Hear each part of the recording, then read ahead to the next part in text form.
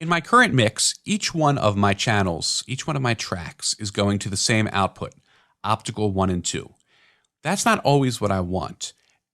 I want to be able to take groups of the tracks and process them together as groups before I send the output to my speakers.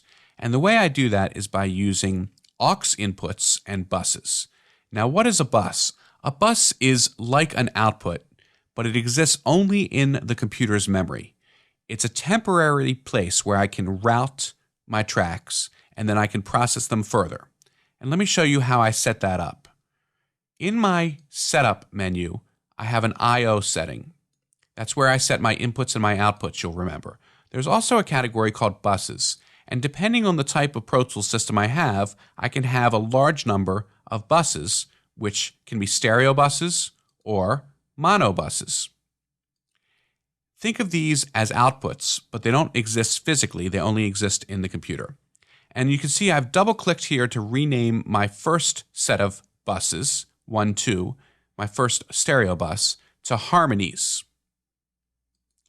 Now I will go over to my harmonies, and you see I have 4 tracks of harmonies, and I've set some relative levels and panning.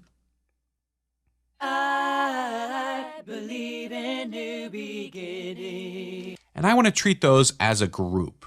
So I will create an aux input by hitting Shift-Command-N, which brings up my new tracks dialog box.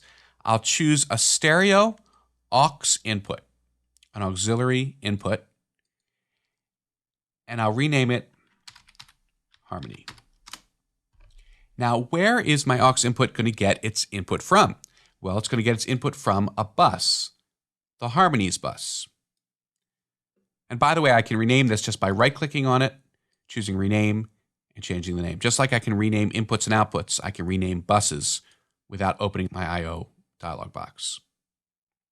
So I've set up my harmony aux input, and it's getting its input from the harmonies bus, but I haven't sent anything to the bus.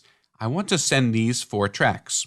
So I can highlight them, and rather than changing each one individually, I can Shift Option click my output. And instead of sending it to one of my physical outputs, I'm going to choose bus and send it to my harmonies bus. Now, if you watch, the 4 harmonies are being sent here. Now, I don't hear anything because this bus is not soloed. Let me solo this also. And you'll notice I can control all of my harmonies as one group. Now, that's nice to be able to control everything through one fader or one set of panners. But what's even better is that I can apply effects to this aux input. And instead of adding an effect to each one of these harmony tracks, I can add it once to my bus. So for example, let's bring up a compressor. I'll choose my digital design compressor. I'll set a vocal comp setting here. And now this setting is applied to all 4 harmony tracks.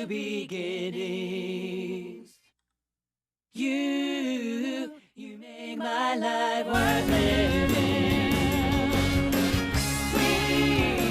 And remember, if I solo the bus without soloing the tracks, I'm not hearing anything because these aren't outputting. If I solo these without soloing my bus, I'm not hearing the output. And by the way, the output of the harmony bus is going to optical 1, 2. There's no reason why I couldn't send this to another bus. And I'll show you a quick example of that. Let's take this track, which is my main vocal, and then my harmony vocals, and let's say I want one master panner for all of my vocals. Again, Shift-Command-N. I'll do Command right arrow to change it to stereo, Command down arrow to choose aux. I'll name it vocals. This time I'll choose bus 11 and 12, and let's rename that Vox bus. And now let's route the output of my main vocal to my Vox bus and my harmony aux input to my Vox bus. So both the main vocal and all of these harmonies, which are routed to here, will go to my Vox bus. Let's see how that works. I'll solo that. I'll solo my harmony vocals. I believe and now one fader will control all of my vocals. I can add some processing to it.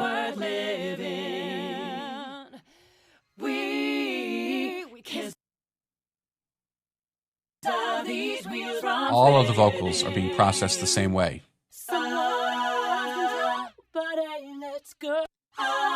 And that's a quick introduction to buses and aux inputs.